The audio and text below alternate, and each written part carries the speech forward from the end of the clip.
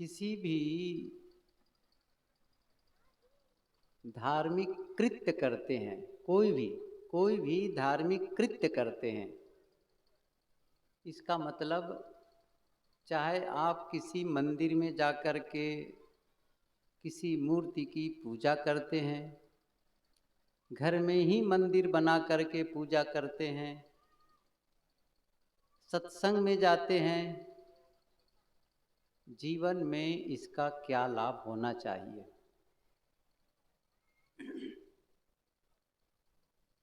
हम यहाँ आकर के कुछ सीखते हैं और वो जो सिखावनी है, वो जो ज्ञान है, वो जो संदेश है, और यहाँ आकर के जो कुछ हम करते हैं, इसका उपयोग हमें अपने व्यवहार में, अपने घर में लौट करके अपने लोगों के साथ में प्रयोग करना चाहिए। जब आप किसी आश्रम में आते हैं, जैसे मैंने कहा कि सत्संग में आते हैं, तो यहाँ पर क्या सीखते हैं? जो आप यहाँ सीखते हैं उसका प्रयोग कहाँ करना चाहिए? उसका प्रयोग लौट करके अपने घर में। जैसे मैं एक उदाहरण बताऊं आपको।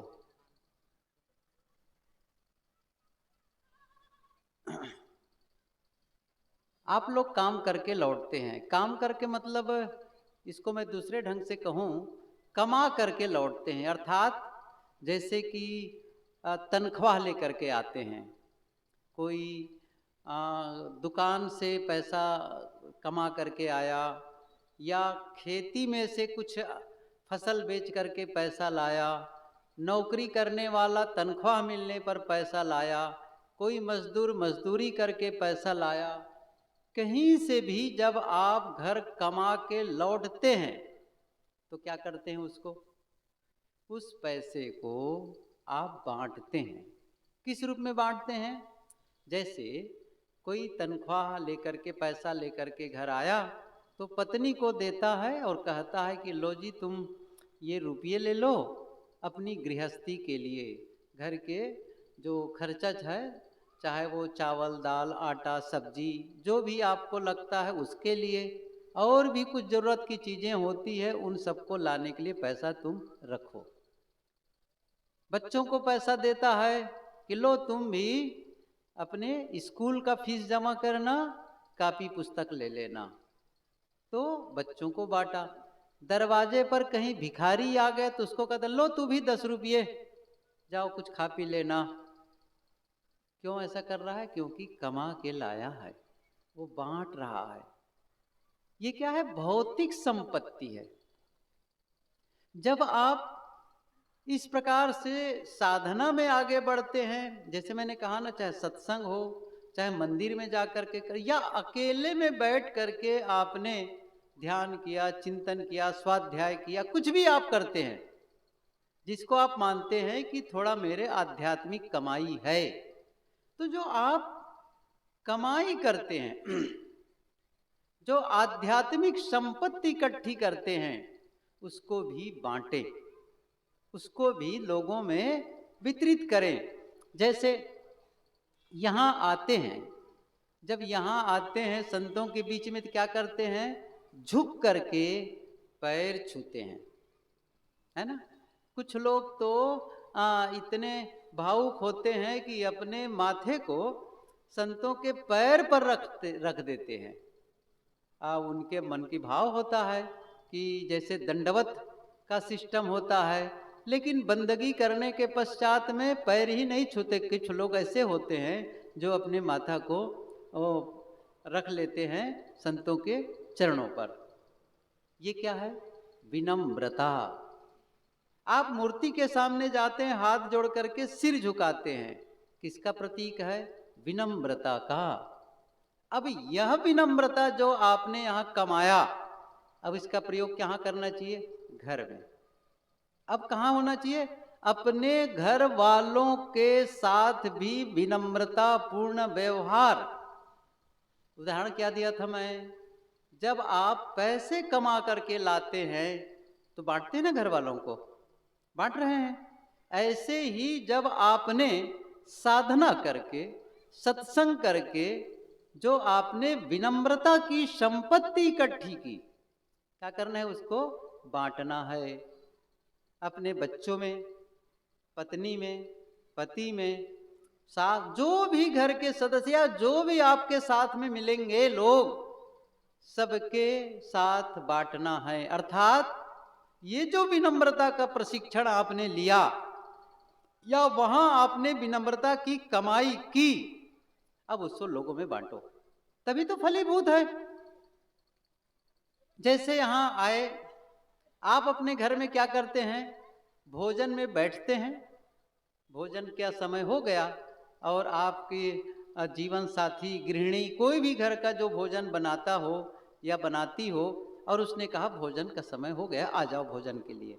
जैसे ही आप भोजन के लिए बैठते हैं तो 3 से 5 मिनट, और बल्कि कम टाइम में 2-3 मिनट में आपके सामने भोजन आ जाता है ना? 2-3 मिनट में आपके सामने भोजन आ जाता है। यहां भोजन के लिए बैठते हैं तब, यहां भोजन के लिए बैठते हैं तब बैठे हैं, पहले पत्ता चलाओ, अच्छा ठीक है, वो चलाया गया। अच्छा, उसके बाद में एक एक सामान आ रहा है, वो आ रहा है, वो आ रहा है, और आप धैर्य पूर्वक बैठे हैं, है ना? वहां हल्ला नहीं मचाते, जल्दी लाओ, ऐसा नहीं है, शांति से बैठे रहते हैं। अच्छा, भोजन पारस भी हो गया, तब के रुक जाओ, एक साथ भोजन करना है, सबको साहेब बंदगी करेंगे तब शुरू करना। यहाँ तो कम लोग हैं, प्रयागराज में जाते हैं तो हजारों की संख्या में रहती है, तो बैठे बैठे 15 से 20 मिनट तक आप इंतजार करते हैं, तब जाके भोजन मिलता है। सही कह रहा हूं? अब क्या सीख रहे हैं यहां पर? धैर्य रखना। घर में किसी प्रकार से कोई ऐसी बात हुई जो आपके मन के अनुरूप नहीं हो पाया, आप जितनी जल्दी आप चाहते थे उतना नहीं हो पाया, आश्रम जाके क्या सीखे थे? क्या सीखे थे? धैर्य। अब कहां प्रयोग करना है? वो धैर्य का प्रयोग घर में करो। क्या करना है? वहां भी आपको शांति से इंतजार करना है, और क्या कह देना है? कोई बात नहीं, 2 मिनट की जगह 4 मिनट लगा लो, मैं इंतजार में हूं, क्योंकि मैं प्रशिक्षित होके आया हूं। क्या हो गया? ट्रेनिंग लेके आया है। होता है कि नहीं? सही है कि नहीं है? अब देखो, अब गए तो वहां तो आप धैर्य कर लिए, क्योंकि वहां आप चिल्लाएंगे तो फिर कैसे बनेगा, तो आप कहेंगे नहीं, तो फिर वहां आप शांति से निपटा लिए। लेकिन क्या वह शांति, वह धैर्य आपका कायम है घर में? और यदि कायम नहीं है, इसका मतलब आप वहां से कमा के नहीं आए हैं, वहां से आप धैर्य की कमाई करके नहीं आए हैं। आप गए हैं, कैसे गए हैं? वो सदगुरु कबीर की पंक्ति है कि जैसी गोली गुमज की नीच परी ढहराए, तैसा हृदय मूर्ख का शब्द नहीं ठहराए। मंदिर गोल होता है ना, मंदिर ऊपर गोल गुंबज बना रहता है, और वहां पर गोली गोल, शीशे की गोली रखो, गोल हो, ऊपर रखोगे तो जैसी गोली गुमज की नीच परी ढहराए, लुढ़क करके नीचे आ जाता है। अब क्या उदाहरण दे रहे, ये क्या बताना चाहते? तैसे हृदय मूर्ख का शब्द नहीं ठहराए। मूर्ख का हृदय भी उसी प्रकार होता है जहां शब्द ठहरता नहीं है। पाहन में क्या मारिए जो चोखा तीर नसाए। बहुत सारे उदाहरण देते हैं कि सहस्त्र घड़ा नित उठ जल ढारे, फिर सूखे का सूखा। एक पत्थर अपने दरवाजे पर रख लो, रोज हजारों घड़े पानी डालो, और 10 साल के बाद उस पत्थर को दबाओ, कुछ नरम हुआ कि नहीं हुआ है? क्या होगा? नरम नहीं होगा। समझ रहे हैं ना? ऐसे ही गए तो सत्संग में, रोज जाते हैं मंदिर में, रोज ध्यान चिंतन का कार्यक्रम अपना घर में निपटा लेते हैं, कर लेते हैं, लेकिन क्या वो धैर्य का विकास हुआ? क्या वो सहनशीलता का विकास हुआ? और नहीं हुआ तो सत्संग किस लिए? मैं यही पूछना चाहता हूं। भोजन करते हैं तो भूख मिटती है, पानी पीते हैं प्यास मिटती है। अच्छा, पानी पिए और प्यास न मिटे, भोजन करें और भूख न मिटे, दवाई करें और रोग न मिटे, हैरानी है ना। सत्संग करें, ध्यान चिंतन करें और आपका दुख न मिटे, इसका मतलब क्या कर रहे हो? किस लिए है फिर ये? इसका मतलब दूसरों को दिखाने के लिए कर रहे हो, अपने लिए और अपनों के लिए नहीं कर पा रहे हो। फिर कौन सी कमाई है? भोजन के लिए बैठे, और भी आगे बढ़ता हूं थोड़ा से।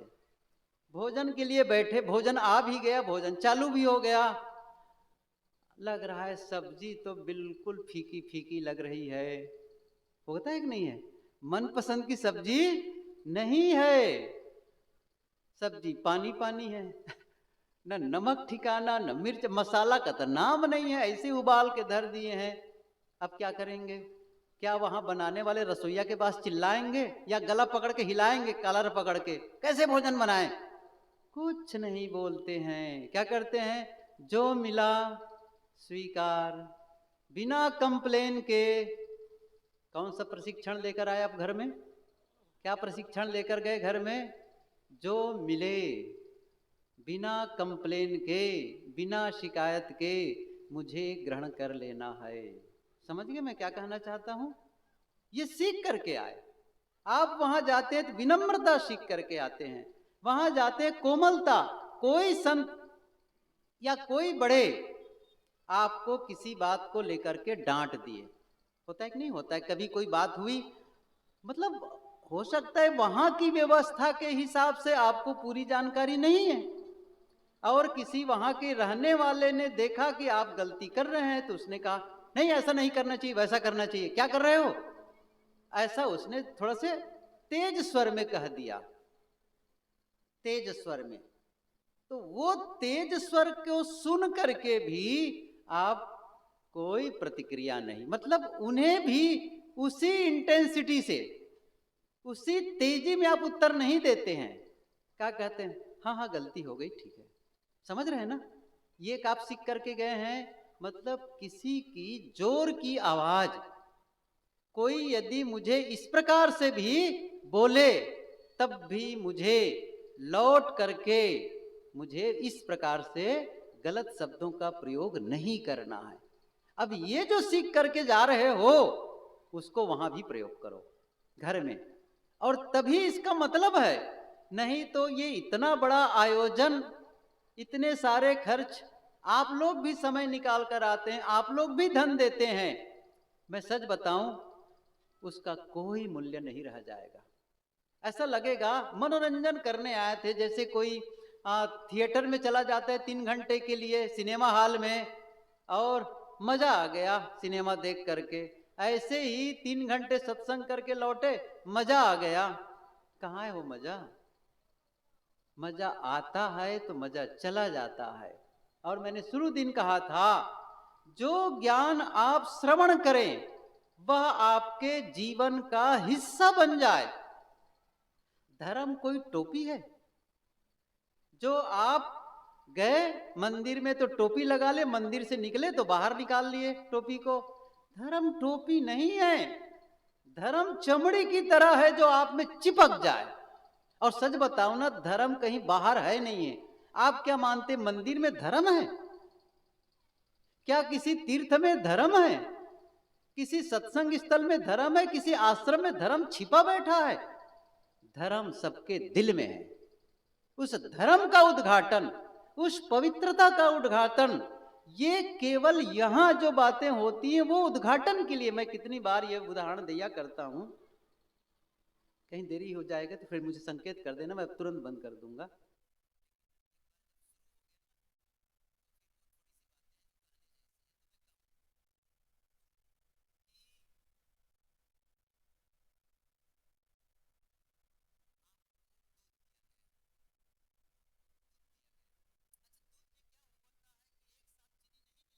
और आपके दूध में 2 चम्मच चीनी डाल करके वहां आपको दे दिया गया, आप पियो।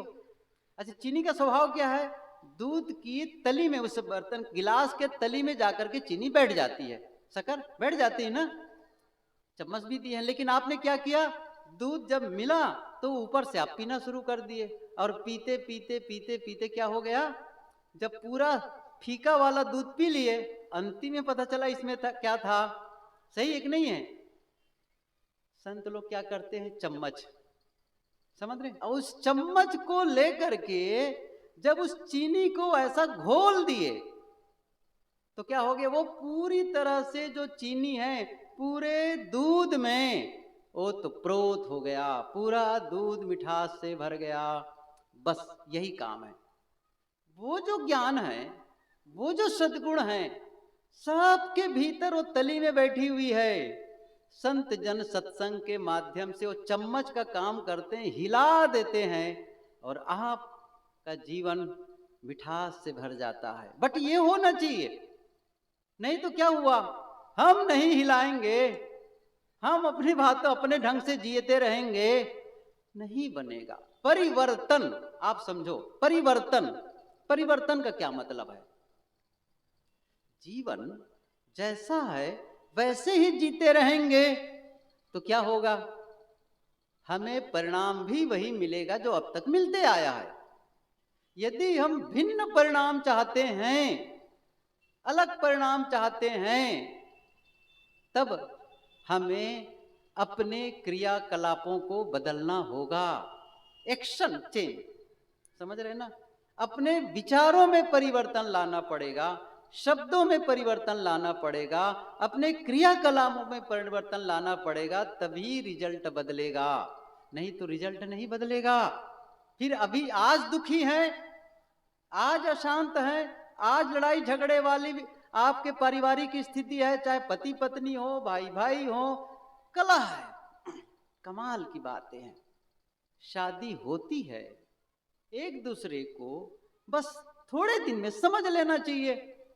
पति पत्नी एक दूसरे को समझ ले कि भाई पत्नी का स्वभाव कैसा है, पति का स्वभाव कैसा है, किस बात को लेकर के वो पसंद नहीं करते हैं, कौन सी बात उनको अच्छी लगती है या अच्छा लगता है, तो भी देख लीजिए उनको। थोड़ा जिस चीज को पसंद नहीं है थोड़ा एवॉइड करो, थोड़ा हटाओ, उसको दूर कर दो, नहीं करो वैसा काम। थोड़ा अच्छी बातें होती हैं, उस समता मूलक कुछ ऐसे भी विचार, कुछ ऐसे भी एक्शन है जिससे दोनों की सहमति बनती है, उस काम को करना शुरू कर दो। समझने में वक्त नहीं लग, थोड़े दिन, मैं कहता हूं 1 साल में समझ लो, बहुत होता है वैसे, 2 साल में समझ लो, नहीं समझ पा रहे हैं, कब तक समझेंगे। आपके बाल बच्चे भी बड़े हो गए तो भी लड़ाई झगड़ा चालू है पति पत्नी में, कैसा जीवन है। साथ साथ रहना ही है और लड़ लड़ के रहना है, ये कौन सी नासमझी का जीवन जी रहे हैं। कौन बदलेगा इसको, आप बदलेंगे, आप बदलेंगे, आपको बदलना है। कोई बात नहीं, हो सकता है वो नहीं समझ रहा है, आप तो समझदार बन जाओ, हो सकता है उनके बोलने में का ढंग सही नहीं है करने का, ठीक है, या तो फिर बदल दो, फिर सिस्टम में खत्म कर दो, छोड़ दो। तो नहीं छोड़ पा रहे हैं, साथ रहना है तो प्रेम पूर्ण रहो, सहन करके रहो, शांत रहना सीखो, तभी काम बनेगा, नहीं कैसे बनेगा। तो वो जो यहां जो आपके भीतर शक्ति है, मैं कह रहा हूं, क्या आपके भीतर में शक्ति नहीं है? क्या वो जो सद्गुण की चर्चा होती, जिन सद्गुणों को जीवन में धारण करके आपका जीवन मंगलमय हो सकता है, शांतिमय हो सकता है, क्या उन सद्गुणों की शक्ति नहीं है? देखिए मैं एक बात बताऊं, बीज होता है ना, बीज, बीज में वृक्ष की संभावना है, बीज में क्या वृक्ष की संभावना नहीं है? बहुत बड़ा वृक्ष छिपा हुआ है, अव्यक्त रूप में दिखाई नहीं दे रहा है। यदि वहां वृक्ष नहीं होगा बीज में, तो कभी भी वृक्ष नहीं बन सकता है। किसी ने बहुत सुंदर कहा है, एक एप्पल, सेब, सेब में कितने बीज हैं, सेब में कितने बीज हैं, कोई अनाड़ी आदमी भी गिन के बता सकता है, लेकिन एक बीज में कितने सेब हैं, कौन बताएगा? एक बीज में कितने फल हैं, नहीं बताया जा सकता है। मतलब इतने पोटेंशियल हैं, इतनी शक्ति आप ले करके चलते हैं, वो सारे सद्गुणों का समूह आपके भीतर है। क्या करना है? उसको उद्घाटित करना है। खेत में सभी प्रकार की फसल है। जो खेती में देखो ना, जिस खेत में आप मक्का बोए हो, उस खेत में क्या संभावना है? उसमें संभावना है गन्ना होने की, उसमें संभावना है गेहूं होने की, उसमें संभावना है धान होने की, उसमें संभावना है सब्जी की फसल होने की। मतलब उसमें सब, मिट्टी में सब कुछ है, सब कुछ है। क्या है उसमें? क्या बोते हो, चाहते क्या हो, और जो चाहो उसको आप वहां से खींच सकते हो। ऐसे ही आपके भीतर वो सारे सद्गुणों का बीज है। मैं एक उदाहरण सुनाऊं, बहुत शायद मैं कहा होऊंगा इसके पहले, लेकिन फिर से रिवीजन कर लेते हैं। एक आदमी था, बहुत बड़े शहर में गया गया था वो। अब पटना या कहो कि वो दिल्ली, कोलकाता, चेन्नई जैसे महानगर हैं, उस प्रकार से कोई बड़ा शहर था, वहां वो गया। तो जा रहा था फुटपाथ पर, पहली बार शायद गया था। तो वो जो दुकानों के बोर्ड लगे हुए थे ना, तो किसकी दुकान है, किसकी दुकान है पढ़ता जा रहा था। कहीं बर्तन की दुकान है, कहीं जूते चप्पल की दुकान है, कहीं कपड़े की दुकान है, कहीं सोने चांदी की दुकान है। एक जगह बोर्ड में लिखा था भगवान की दुकान। भगवान दास की दुकान नहीं, भगवान की दुकान। उसने कहा भगवान की दुकान? तो थोड़ी सी खिड़की थी, उसमें झांक के देखा। तो जब खिड़की को अंदर देखा तो कुछ पता नहीं चला सही क्या है। फिर उसने क्या किया, आगे गया तो दरवाजा था, दरवाजा को धक्का दिया, अंदर चला गया। और जैसे ही वो उस दुकान के अंदर घुसा, आश्चर्यवत पश्यत, एकदम बड़े बड़े स्तंभ, बहुत ऊंची छत, बहुत बड़ा हाल, जैसे है ना बनाए, बहुत बड़ा हाल। आश्चर्य, इतना बड़ा! और केवल हाल बड़ा नहीं था, वहां बहुत सारी चीजें रखी हुई थी। चीजें इतनी सुंदर थी, कभी जीवन में वो इतनी सुंदर चीजें देखी नहीं थी। इतने में अंदर से एक आदमी आया और आकर के जो आगंतुक था उनसे कहा कि स्वागत है आपका हमारी भगवान की दुकान में। उसने कहा कि भैया, ये बाहर से तो पता नहीं चलता है, लेकिन यहाँ अंदर में इतने बड़े सुंदर सुंदर चीजें, इतना बड़ा हाल है, क्या ये सचमुच भगवान की दुकान है? हाँ बेशक भगवान की दुकान है। ओ, इतनी सुंदर सुंदर चीजें जीवन में हमने कभी नहीं देखी है। हाँ सर, भगवान की दुकान है, सुंदर चीजें होंगी ही। अच्छा, हाँ अच्छा बताओ कि ये जो दिख रहा है, इतना सुंदर दिख रहा है, इतना सुंदर है, ये क्या नाम है इसका? उन्होंने कहा इसका नाम है धैर्य। अच्छा, धैर्य इतना सुंदर है। अच्छा, उसका क्या नाम है? उसका नाम है क्षमा। अच्छा, उसका क्या नाम है? सहनशीलता। उसका नाम विनम्रता। ऐसे सब बताने लगे, इसका ये नाम है, ये नाम है। बहुत सुंदर है भाई, सबका बताया ये चीजें हैं कहा करके, सारे सद्गुण की बातें हुई।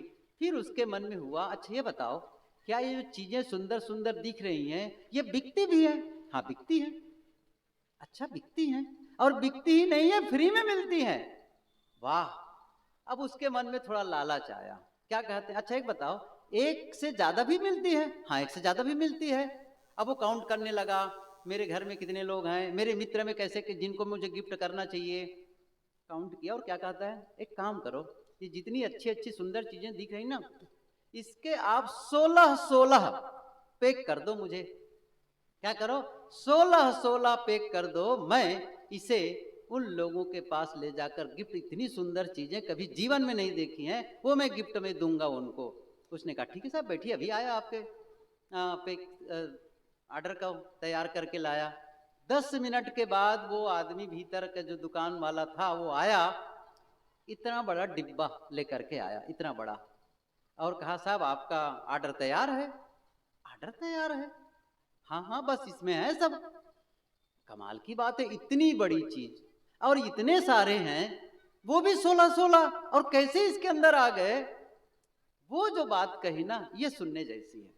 उन्होंने क्या कहा, भाई साहब ये जो सुंदर सुंदर चीजें आप देख रहे हैं ना, इसको हम इस रूप में नहीं देते जिस रूप में देख रहे हैं, हम इसका बीज देते हैं, बीज।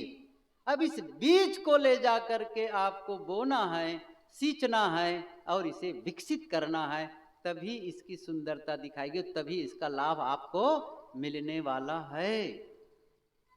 जब हम लोग यहाँ जन्म लिए हैं ना, या आप लोगों के शब्द को भगवान के घर से जब आप आए हैं ना, तब उन बीजों के साथ आए हैं। अब क्या करना है, उन बीजों को विकसित करना है, बोना है, बढ़ाना है उस चीज को। और कैसे होगा ये, कैसे होगा? ऐसे नहीं हो जाएगा कि आप, जैसे कि साहब ने कहा है कि प्रेम न बाड़ी उपजे, प्रेम न हाट बिकाए, राजा प्रजा जही रुचे, शीश दिए ले जाए। आप सोने चांदी खरीद के ला सकते हैं, कपड़े खरीद के ला सकते हैं, जमीन खरीद लेते हैं, अन्न खरीद लेते हैं, क्या आप प्रेम खरीद ला पाएंगे? क्या धैर्य और सहनशीलता खरीद के ला पाएंगे? क्या शांति को खरीद के ला पाएंगे? बाहर ये मिलने वाली चीज नहीं है, वो आपके जीवन की चीज है। लेकिन वो जीवन में तभी आपके लिए फायदेमंद हो सकती है जब आप उसका प्रयोग करें। कैसे करेंगे, कैसे बोएंगे कि उसको फिर से बहुत सारी फसल आपके लिए हो जाए? कहां बोएंगे? जीवन का बीज जीवन में बोना पड़ता है। मैं एक सूत्र बता दूं, बात खत्म हो जाएगी, समय हो जाएगा। दूसरों, एक ख्याल करना, इसको मैं 2 बार बोलूंगा। दूसरों के जीवन में जो आप बोते हैं उसे आप अपने जीवन में काटते हैं। दूसरों के जीवन में जो हम बोते हैं उसे हम अपने जीवन में काटते हैं। वो क्या है? कल्पना करो, यदि मैं दूसरों के जीवन में क्रोध का बीज बोता हूं तो अपने जीवन में क्रोध की फसल काटूंगा। नफरत का बीज बोता हूं तो नफरत की फसल काटूंगा। घृणा का बीज बोता हूं तो घृणा की फसल मैं अपने जीवन में काटूंगा।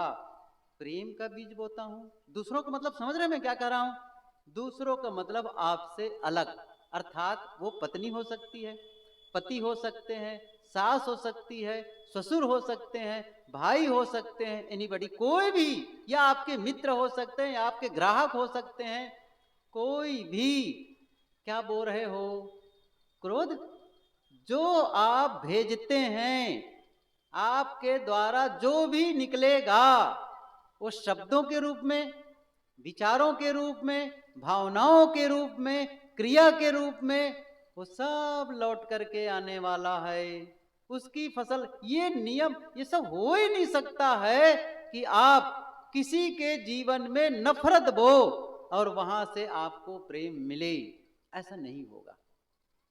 आप जो बोगे आप काटोगे उसको। इसलिए हमेशा ध्यान रखो, बोते समय ध्यान रखो, बोते समय हमेशा ध्यान रखो। किसी ने बहुत सुंदर कहा है, जिस फसल को काट रहे हो यदि उसे पसंद नहीं कर रहे हो तो जिस बीज को बोने जा रहे हो उसकी जांच कर लो। अभी फसल काटने का मतलब है जो आप रोज महसूस कर रहे हो। क्या महसूस कर रहे हो? क्या अनुभव कर रहे हो? स्वास्थ्य का अनुभव कर रहे हो, बीमारी का अनुभव कर रहे हो, सम्मान का अनुभव कर रहे हो, अपमान का अनुभव कर रहे हो, प्रेम का अनुभव कर रहे हो कि लड़ाई झगड़े का अनुभव कर रहे हो, शांति का अनुभव कर रहे हो कि अशांति का अनुभव कर रहे हो? देख लो जरा से। यदि आप अशांति का अनुभव करते हैं, दुख का अनुभव कर रहे हैं, बीमारी का अनुभव कर रहे हैं, गरीबी का अनुभव कर रहे हैं, अपमान का अनुभव कर रहे हैं, तो क्या है? उस बीज की जांच कर लो जो बोने जा रहे हो। तो ऐसा न हो कि आज अपमान की फसल काट रहे हो और अपमान का बीज बोने जा रहे हो। देख लो, तब सम्मान का बीज बोना होगा, प्रेम का बीज बोना होगा, विश्वास का बीज बोना होगा, क्षमा का बीज बोना होगा। जब तक आप दूसरे की गलतियों को क्षमा नहीं करेंगे तब तक आपको अपनी गलती पर क्षमा नहीं मिलेगी। हमेशा ध्यान रखो, क्षमा मांगने की आदत डाल लो, बस मेरी बात मान जाओ। आज क्षमा करना तो सेकेंडरी है, क्या होता है मैं बताऊं क्या होता है? मैं क्षमा कर दिया, अहंकार हो सकता है, मैं क्षमा कर दिया। मांगो, मांगो क्षमा, मुझे गलती हो गई, क्षमा मांग लो बस, विनम्र हो जाओ। अभी सुन रहे थे ना, सबते लघुता भली, तू आपा को डार दे, दया करे सब कोई। विनम्र हो जाओ, बस मुझे क्षमा कर दो। देखो मैंने कौन सी गलती की है, मेरी गलती नहीं है, गलती उसकी है, वो क्षमा मांगेंगे। इंतजार मत करो, रिश्तों को निभाना सीखो। तो मैं कह रहा था कि दूसरों के जीवन में जो आप बोते हैं ना, उसे अपने जीवन में आप काटते हैं। आप प्रेम कर सकते हैं, धैर्य रख सकते हैं, विनम्र हो सकते हैं, मीठे शब्दों का प्रयोग कर सकते हैं, क्षमा कर सकते हैं, ईमानदारी का व्यवहार कर, ये सारे सद्गुण आप में करने की एबिलिटी है। ये रिस्पांसिबिलिटी भी है। रिस्पांसिबिलिटी एक इंग्लिश का शब्द है। रिस्पॉन्ड करने की एबिलिटी, योग्यता है आप में। जो आप प्रतिक्रिया करते हैं, रिएक्शन करते हैं, उस रिएक्टिव मोड से रिस्पॉन्ड मोड में आ जाओ। रिस्पांस देना शुरू कर दो। रिएक्शन बिना सोचे समझे उत्तर दे देना नहीं, अब सोच करके यह बोलना है कि नहीं बोलना है। साहब ने कहा ना, विचार करके काम करो, करो विचार तो सब दुख जाई। इसलिए ये पंक्ति सबको याद है। बिना विचारे बोलोगे, बिना विचारे खाओगे, पियोगे, करोगे, दुख के अलावा कुछ नहीं है। बिना विचारे जो करे सो पाछे, सबको याद है। और काम बिगाड़ो आपनो, जग में होत हसाए। इसलिए जब कोई जवाब देना हो तो सोच विचार कर करो, काम करो तो सोच विचार करके। मैं जो शुरू में कहा था कि आप जब साधना मार्ग में चलते हैं, आप सत्संग में आते हैं, आप किसी संत से मिलते हैं, आप किसी मंदिर में जाते हैं, तो वहां पर जो आध्यात्मिक कमाई कमाते हैं, उस कमाई की संपत्ति को, जो आध्यात्मिक शक्ति आपने अर्जित की है, संपत्ति अर्जित की है, उसे आप बांटे लोगों में। अर्थात वो बांटना क्या है? वो विनम्रता, वो सहनशीलता, वो धैर्य। तो क्या होगा? आपका जीवन सुखमय होता चला जाएगा और आपके संपर्क में जो आएंगे उनको अच्छा महसूस होने लग जाएगा। यही काम करना है।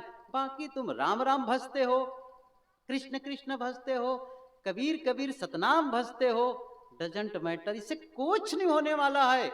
होगा ठीक है फिर, लेकिन इसका जपते हो नहीं जपते हो, पूजा करते हो नहीं करते हो, मंदिर जाते हो नहीं जाते हो, कितने आप नदियों में नहाए नहीं नहाए, कितना माला फेरते हो, ये आपका विषय है।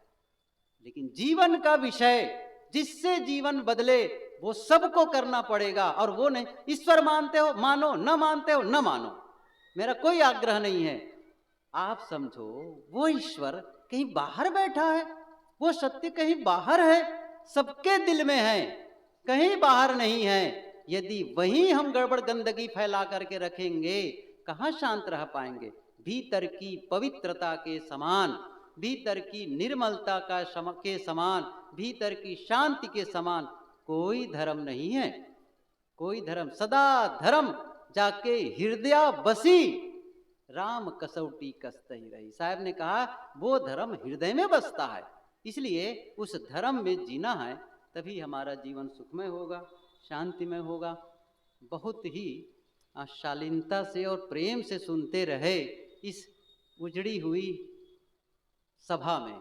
सबको भागे भागों का मन, सबको चले चले का मन, लेकिन फिर भी आप लोगों ने बड़ी शालीनता से मेरी बातों को सुने। और एक आज नहीं, विगत 3 दिनों से सुनते आ रहे हैं, और ये भी नहीं है, कई सालों से सुनते आ रहे हैं और सुनते ही रहते हैं।